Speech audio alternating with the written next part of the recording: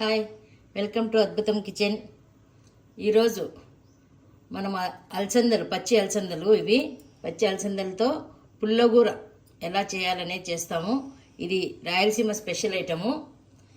మనము అలసందలు ఒలిచి పెట్టుకునేటువంటి అలసందలు, వీలైతే అనపగింజలు ఉంటే కూడా వేసుకోవచ్చు. నా దగ్గర కొన్ని ఉంటే వేసాను నేను.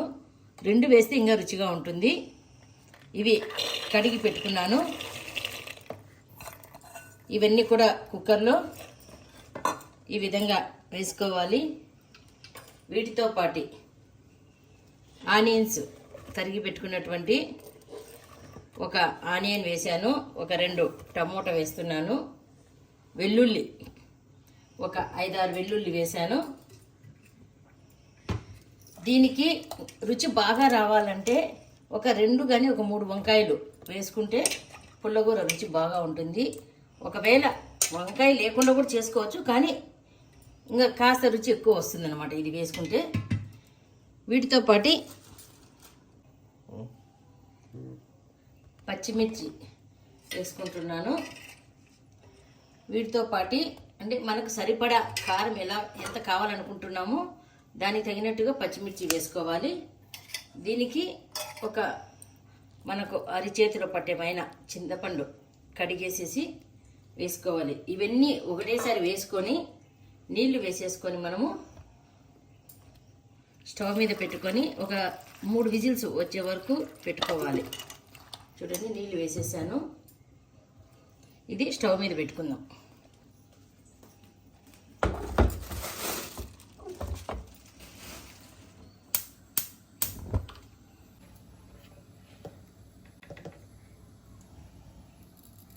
ఒక 1/2 స్పూను పసుపు వేసుకోవాలి. దీన్ని ఒక 3 విజిల్స్ వచ్చే వరకు మనము స్టవ్ మీద పెట్టి ఉడకబెట్టుకుందాం.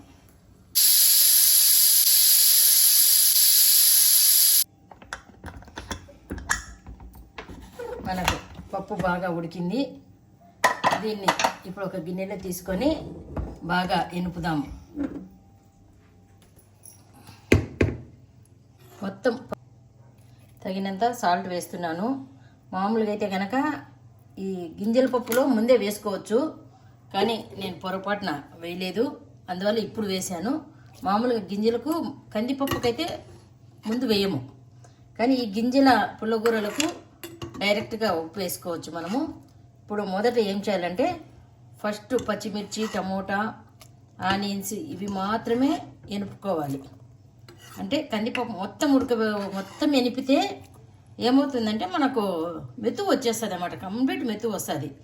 తినేదానికి అంత ఇదిగా ఉండదు.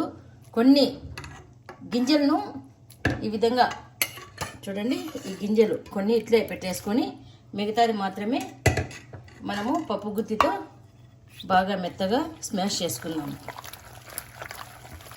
చూడండి, ఈ విధంగా మెత్తగా బాగా ఎనుపుకోవాలి పప్పు గుత్తితో. బాగా మనం మెత్తగా ఎనిపేసాము.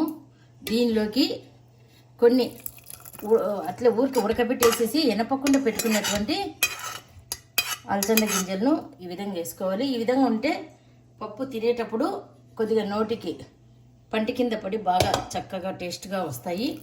దాంతోపాటు మనకు ఉడకబెట్టినప్పుడు మిగిలినటువంటి పప్పులోని వాటర్ ఇదంతా. దీనికి ఇప్పుడు తిరువాత వేసుకుందాం మనము. ఇప్పుడు మనం తయారు చేసి పెట్టుకున్నటువంటి అలసందల పుల్లగూరకు తిరువాత వేసుకుందాము. ఒక 2 స్పూన్ల ఆయిల్ వేస్తున్నాను.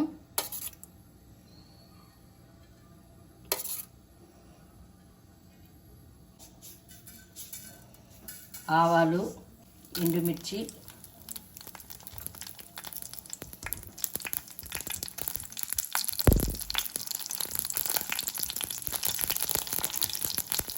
సన్నగా తరిగి పెట్టుకొని లేదా నలుపుకున్నటువంటి వెల్లుల్లిపాయలు కొద్దిగా నలుపుకొనైనా వేయచ్చు, లేదా సన్నగా తరిగైనా చేసుకోవచ్చు. వీటితో పాటు కరివేపాకు ఇవన్నీ వేసి సన్న మంట మీద బాగా ఎర్రగా వేగనించుకోవాలి. తర్వాతకు వచ్చేసి ఆనియన్స్ వేయట్లేదు, ఆల్రెడీ కర్రీలో వేసేసాము కాబట్టి ఆనియన్స్ను తర్వాత వేయము. ఓన్లీ వెల్లుల్లి వేసి మినపప్పు, ఎండుమిర్చి, కరివేపాకు, ఆవాల గింజలు వేసి ఈ విధంగా ఎర్రగా వేగాలి. బాగా ఎర్రగా వేగిన తర్వాత మనము తయారు చేసి పెట్టుకున్నటువంటి పుల్లగూరలోకి ఈ విధంగా వేస్తున్నాను. చూసారా ఎంత చక్కగా ఉందో. మీకు ఈ పుల్లగూర నచ్చినట్లయితే లైక్ చేయండి, షేర్ చేయండి, సబ్స్క్రైబ్ చేయండి. మీ అభిప్రాయాలు మాకు కామెంట్ చేయండి.